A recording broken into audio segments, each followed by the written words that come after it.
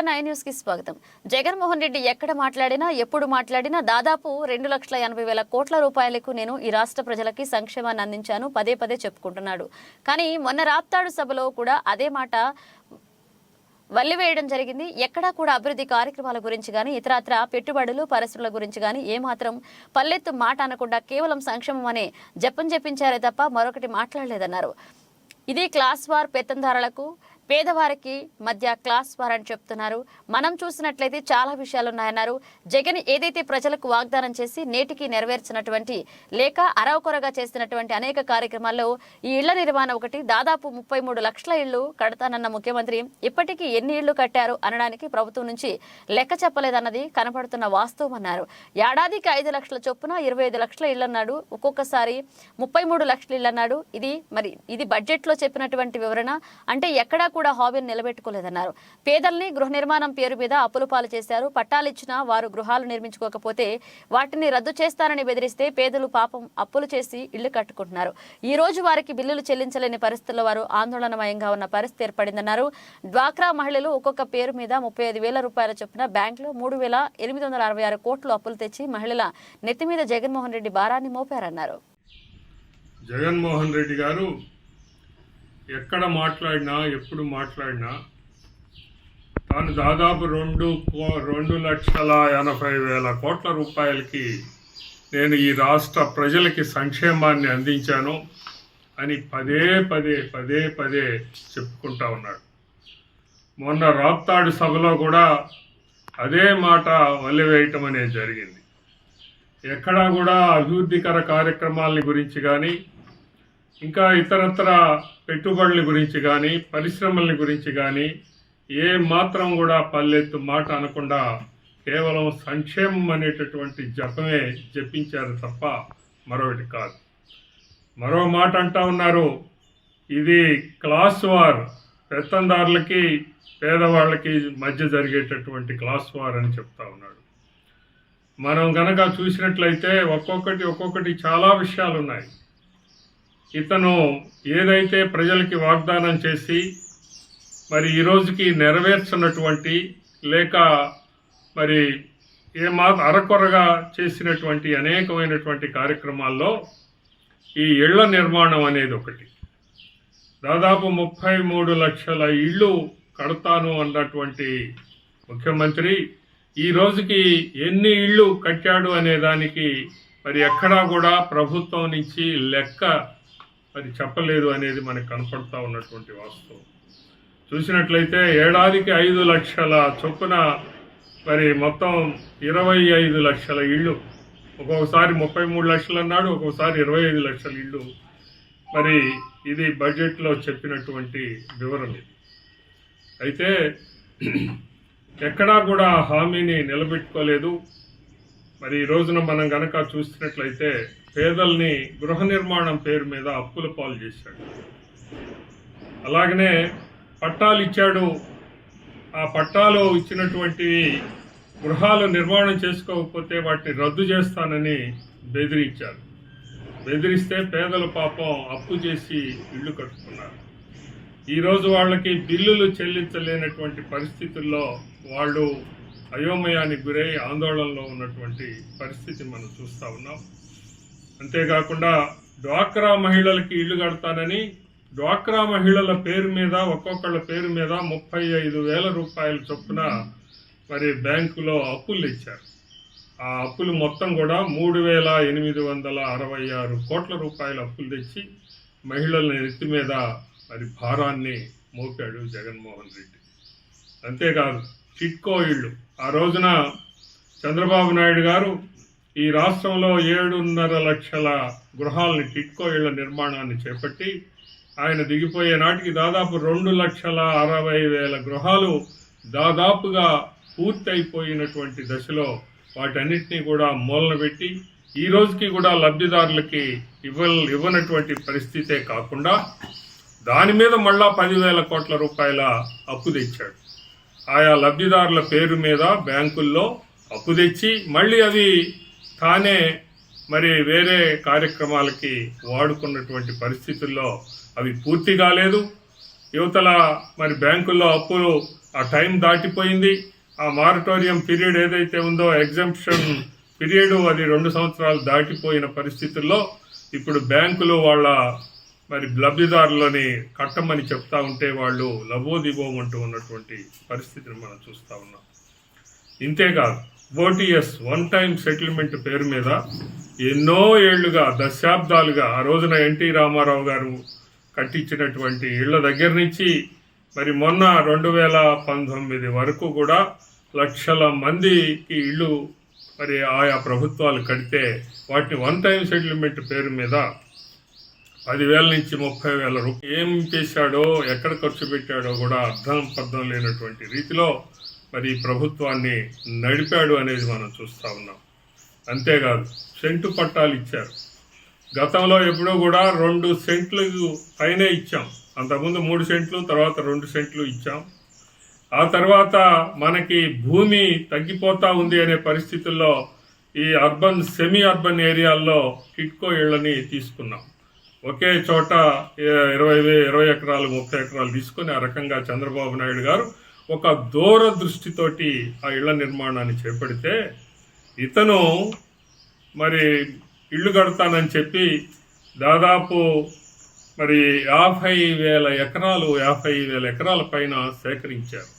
ఎక్కడి నుంచి సేకరించారు? ఆ పక్కన ప్రభుత్వ భూములు, వాగు పోరంబోకులు, చెరువు పోరంబోకులు, చెరువు ముంపు మరి భూములు, మరి ఇలాంటివి పల్లపు భూములు, ప్రభుత్వం భూముల్లో మరి వాటిని ఇవ్వటం అనేది జరిగింది. అంతేకాకుండా రైతుల దగ్గర నుంచి సేకరించి 5 లక్షలకి 10 లక్షలకి వాళ్ళ యొక్క ఎమ్మెల్యేలు, వాళ్ళ యొక్క నాయకులు సేకరించి వాటిని మళ్ళీ తిరిగి ప్రభుత్వానికి 40 లక్షల నుంచి 60 లక్షల వరకు కూడా మరి ప్రభుత్వానికి అమ్మి ఆ రకంగా ధనార్జన చేసినటువంటి పరిస్థితి చూస్తే, అది లెక్క గడితే తెలుస్తా ఉంది. 6,500 కోట్ల నుంచి 7,000 కోట్ల రూపాయలు ఈ ఇళ్ల పట్టాలు ఇస్తున్నాము అనేటటువంటి పేరు మీద ఈ ఎమ్మెల్యేలు, వాళ్ళ నాయకులు అందరూ కూడా మరి దండుకున్నటువంటి పరిస్థితిని మనం చూసాం.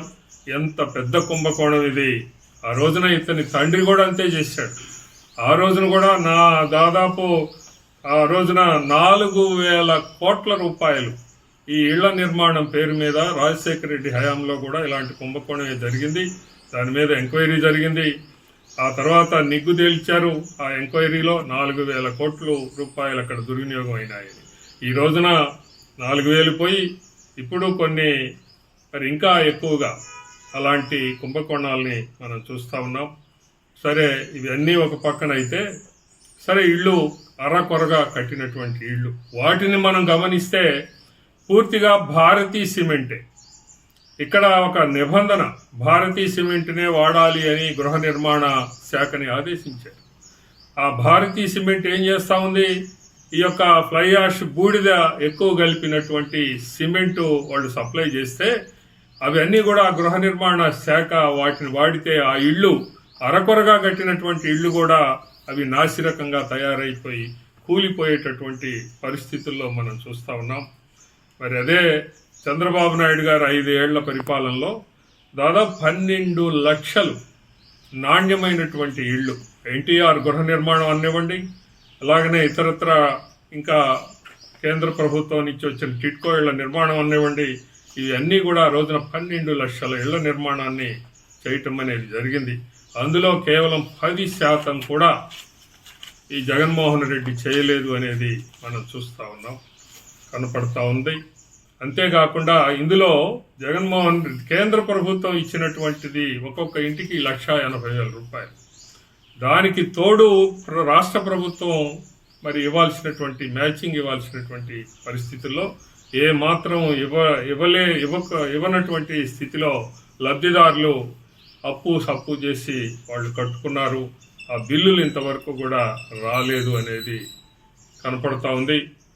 చంద్రబాబు హయాంలోనైతే ఒక్కొక్క ఇంటికి 50,000, అలాగనే పట్టణాల్లోనైతే 1,00,000 రూపాయలు ఆ రకంగా మరి వాళ్ళకి ఏది కేంద్ర ప్రభుత్వం ఇచ్చిన నిధులకి ఎదురుగా ఇది కూడా ఇవ్వటం అనేది జరిగింది. అంతేకాకుండా భారతీ సిమెంటు 320 రూపాయలు ఉన్నటువంటి దాన్ని భారతీయ సిమెంటు 420 రూపాయలకు పెంచారు. మామూలుగా 320 రూపాయలు ఉంటే 420 రూపాయలు చేశారు. చంద్రబాబు హయాంలో అయితే మరి నిజంగా ఐరన్ చూసినట్లయితే ఆ రోజున 45,000 ఉంటే ఈ రోజున 68,000 ఉంది. ఇసుక ట్రాక్టర్ ఒక్కొక్కటి 5,000 నుంచి 15,000కి ఈ రోజున పెంచడం అనేది జరిగింది. ఈ రకంగా చిన్న చిన్న ఇళ్లు కట్టాలన్నా కూడా 5 లక్షల రూపాయలు పైచీలకు అవుతా ఉంటే కేవలం 1,80,000తో మరి ఇచ్చి అప్పు చేసి వాళ్ళు నిర్మించుకున్నటువంటి స్థితిలో ఏ రకంగా మరి ఈ లబ్ధిదారులు ఈ రోజున అప్పుల్ని తీర్చాలి అనేది ప్రశ్నార్థకమైపోయినటువంటి స్థితి. అంతేకాదు ఇక్కడ ఇంకొక విషయం ఏమంటే ఇలా నిర్మించినటువంటి కాలనీలు జగన్మోహన కాలనీలో అనో ఏదో పేరు పెట్టారు వాటి